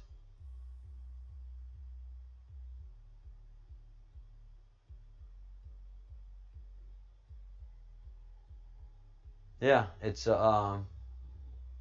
is shunned, and when I went to go meet the spiritual Kabbalist, it was by invitation, and it was just super hush hush. I had to go visit this certain rabbi, and we met in a very private room in a building that it is not a it wasn't the synagogue, the formal synagogue. It was a smaller synagogue, an off-road synagogue. And it was powerful being in the room with this spiritual Kabbalist, and I didn't know what I didn't know. I was just exploring Judaism, and the people, and this is when I was first exploring Judaism, and a lot of the Jewish people I met, they saw my enthusiasm and they wanted to teach me as much as I wanted to learn, and that's the beauty of Judaism. Is not only could I learn, but I could argue, I could question, and I would get answers. Sometimes it wouldn't be the answer that I like, but I was never shut down, shut out, or rejected in any manner. It was very liberating to talk spirituality and to talk the depth of the soul, and to have that person, that conversation, take you even deeper. It was fantastic. And one of the things that we always forget is that religion, really, honestly, religion is the curating and caring for one's soul. And that it's only since the Roman Catholic Church took over the world in such a brutal and tough way, but the medieval times were brutal and tough, that power became more important than the soul. But remember, the soul was very important even in the most darkest, deepest Roman Catholic times. You were able to pay for if you donated money to church, you would get forgiveness on your soul. Your soul would have a nicer journey to the afterlife. So every religion, even today, is about your soul and preparing you for the afterlife as best it can.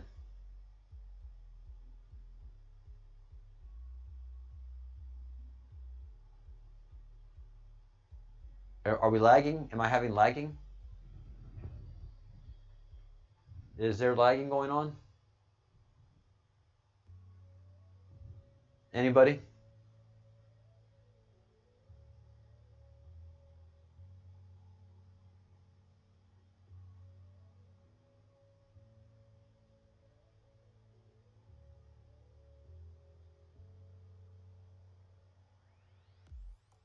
All right, no lagging. All right. So what's happening to the sun right now? We don't know. Wade's world and what he has taught me about the sun and the activity and the stuff that we're seeing is just incredible.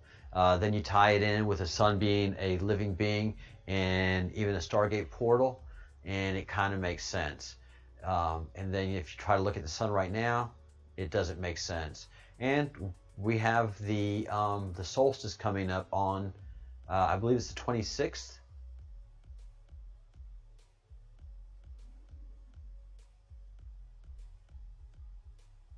Yeah, everybody says lagging and the sound is good. Yay, happy. I've worked very hard on getting out the kinks in the system. 3 weeks ago, 4 weeks ago, the lagging was horrible, and I'm really proud of the work I've done and delivering a pretty good product. But we have a lot to think about, and a lot of studying to do, a lot of research to do, and elevating and preparing ourselves for not only the solar flashes that are occurring now, but the great solar flash to come.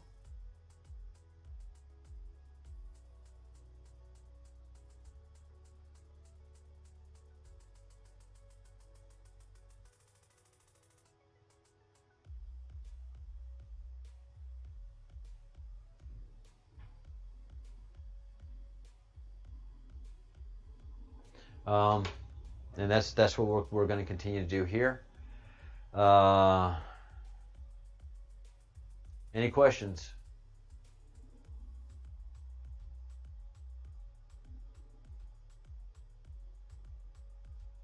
And yeah, I've been quiet a couple times trying to catch up on the chat. So there's a lag in the chat. There's about a 40-second lag to if I say something, how's my sound? And then I'm just going to wait and for a little while to see. So the solstice is the 20th.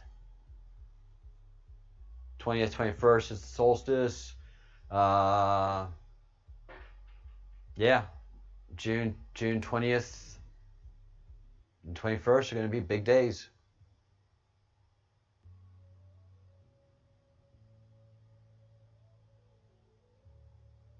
Wow, epic. Yeah, that was a beautiful presentation for me. That was, and I can't wait to get into the PowerPoint, and then probably tomorrow for lunch, start reading the book.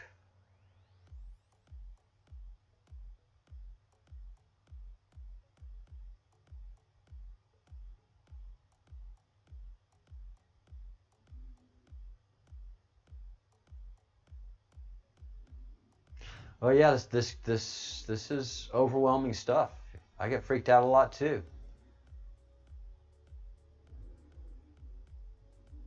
There was a week there that I was very, very depressed and very, very scared. And thank God I have a dear friend and someone I love very much in Partha who is able to give me great comfort and guidance, and he's a great guru as well. So steady as she goes. Steady as she goes. Well, so far everything points to it being a very nice, not a world-ending event type process, but it's painful. Yeah, Jason, the Law of One is fantastic. Started talking about Bigfoot the other day, though. That kind of bothered me. I'm not much of a Bigfoot fan, but in the way they put it, I'm interested. That's the only place that that's gone sideways with me was Bigfoot. Yeah, Total Eclipse of the Heart was a great song.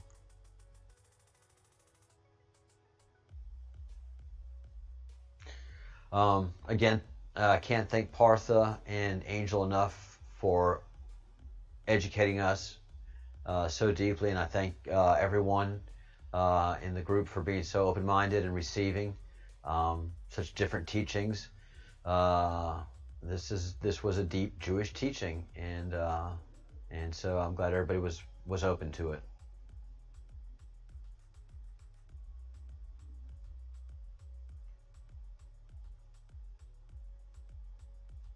Yeah, Scott Bryan has a great voice.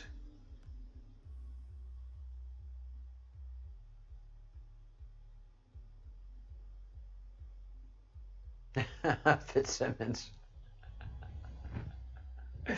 What raised your what raised your cat hairs? Oh, NPC. Yeah, there's a lot of philosophical points that a lot of philosophical views that that Partha exercises. I mean, he is a true philosopher. He will challenge you at every level. He will not say you're wrong, but he'll just challenge your conventionality in thinking. He's not going to say your experience is not your experience, but he'll give you a perspective, a philosophical perspective, built on ancient traditional practices and mysticism.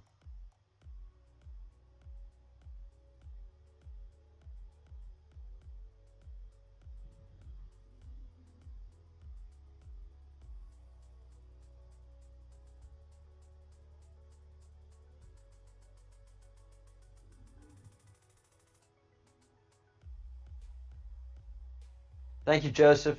Good seeing you again. Thank you for stopping and visit.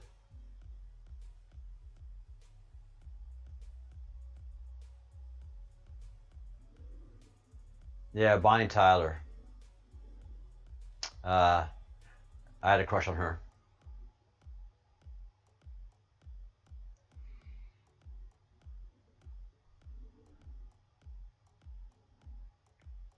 All right, we seem to have a early night, man. That was like I said, that was a great presentation. That actually made me feel very good. All right, well I'm gonna take a break here and get back with y'all in a minute.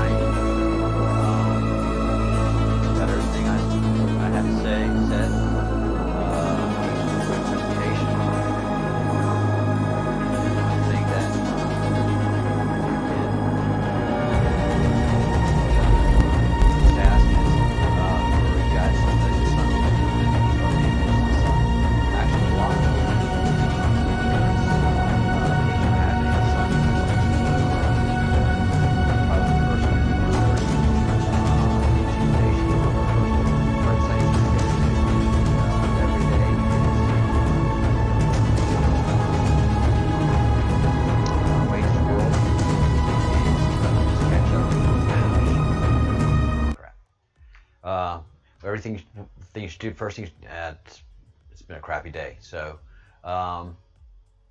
first thing you should do every day is go to Wage's World. And if he doesn't have anything, then just wait for him to post something. But he's the person that I'm working with to get my information from. And then his information fits perfectly into what I've been working on and what I've been studying, which is this right here. And then this expands out into what Partha and Angel Hope talk about. So we're deciphering it and presenting it, and what you do with it is up to you. That's what part of being a project is. We're not a religion, we're not a discipline, and we're not a school, an academia that gives out grades and causes you to regurgitate to us so that we can give you a blessing, give you a piece of paper, and then send you out the door. We follow breadcrumbs, some big breadcrumbs, some small breadcrumbs. Some breadcrumbs pan out and lead into what we're experiencing right now with the QMAP, Partha, and Angel Hope, and then some breadcrumbs collapse, like the comets, Swan, and Atlas colliding. Thank God that didn't happen, but that was just best I could do with the information I had to make a projection.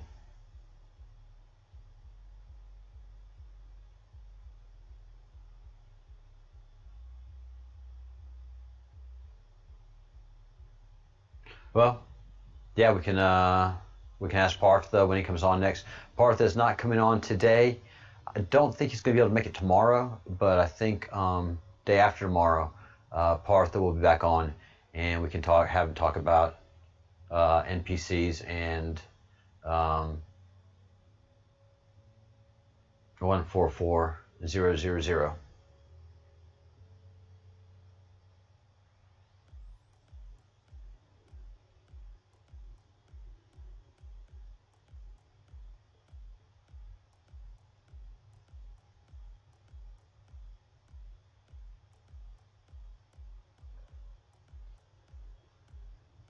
So yeah, I'll keep you posted on Partha's availability.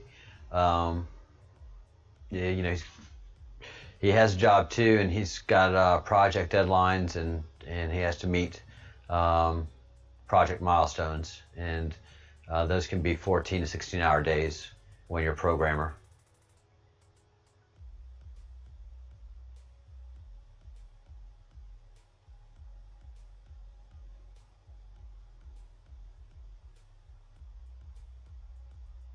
And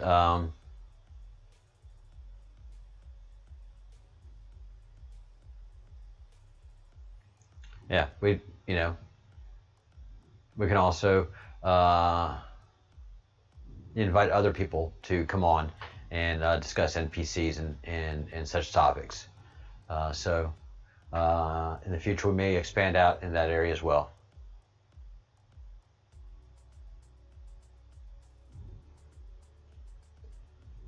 All right, guys. Kind of wrapping it up here. Any questions?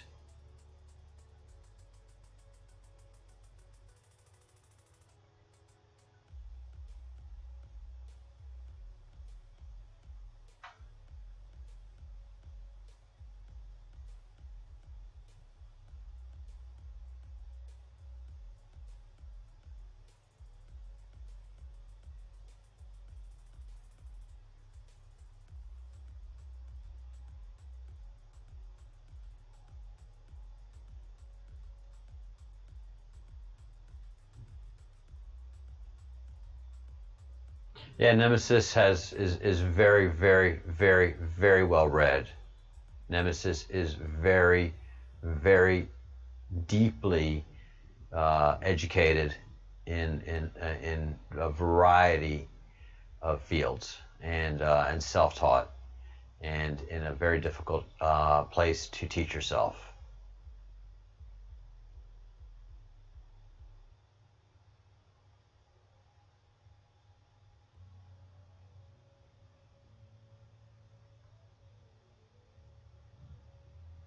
All right, 5 more minutes just to see if we have any questions. Then I'll close this chat and open up another.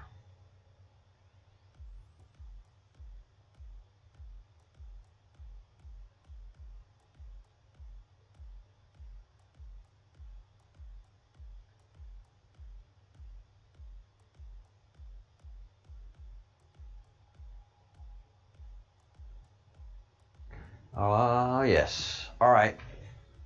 Again, the sun is more important than you ever thought. The sun is far, far more important and more complicated than you ever thought. And it's especially complicated right now.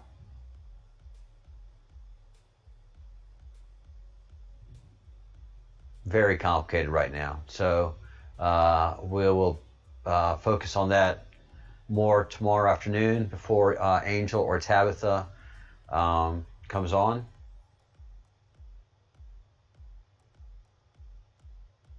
Hey Tabitha, I'm sorry you're getting all that lagging. You have horrible internet. I'm so sorry. Hey Kate. Yep, I'll go ahead and I'm going to stop this in 2 minutes and let it spool up.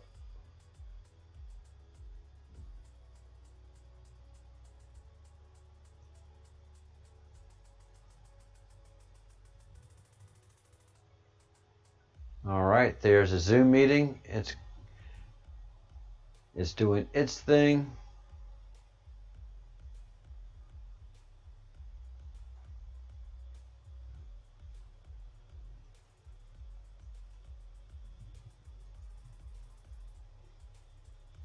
All right, very good.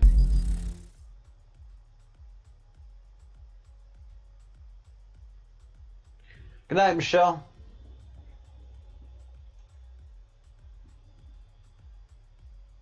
All right. Yes. So, 1 more minute, and I will be ending the stream, and then I'll open up another stream for chatting.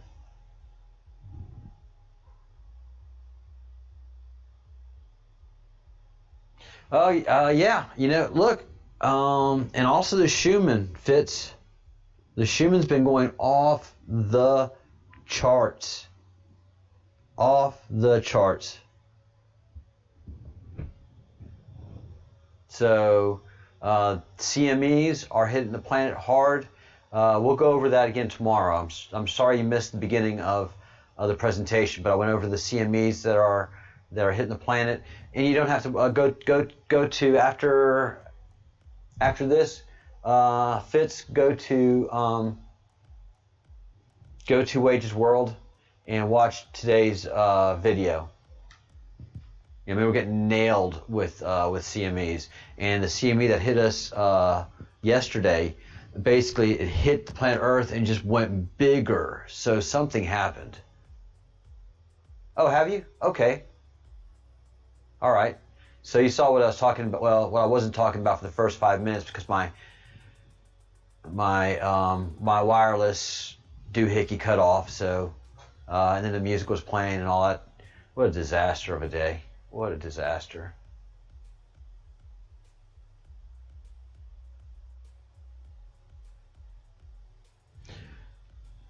All right.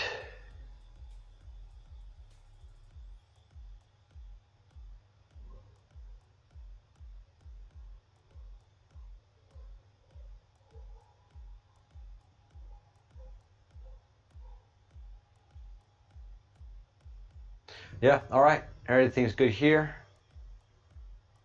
Very cool.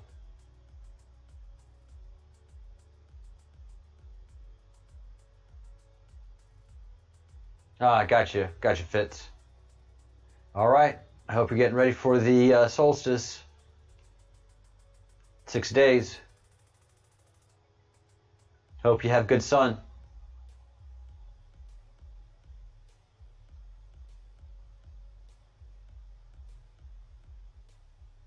All right. So tomorrow morning, back on the 9/11 investigation. We've got hours of tape to watch. So if you can take it, great. If you can't take it, you shouldn't watch it. But we have several different broadcasters to watch. Gather all of that data, and then again, go ahead and determine, after we view what happened, then we do our three things. We look for motive, then we determine suspects, and then we go cluing. That's how you do an investigation. You don't scream, you don't cry, you don't have conniptions, you investigate. So, yeah, that investigation continues in the morning, which I'm kind of glad about. I'm glad to have something else to talk about and something else to investigate. And I'm glad that I'm establishing an excellent record on that. So that's going to be work that I'm going to be very proud of after we finish. Who knows where it ends up? I might end up saying at the end of the whole thing, wow, it was fake. Or wow, the government did this. Or wow. But you got to allow the investigation to happen, man. Don't shut people down. God, it's the worst.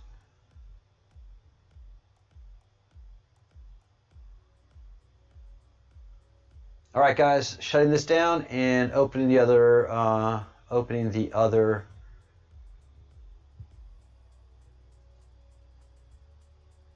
chat, and I will be off of that chat, and you guys can have fun and say whatever your hearts please. I will not interfere.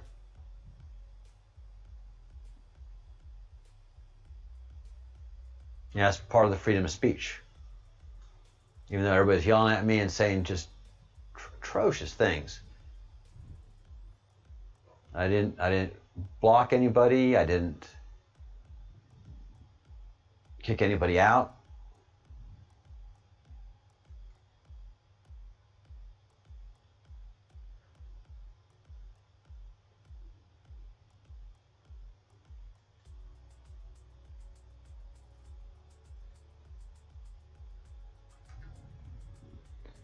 All right.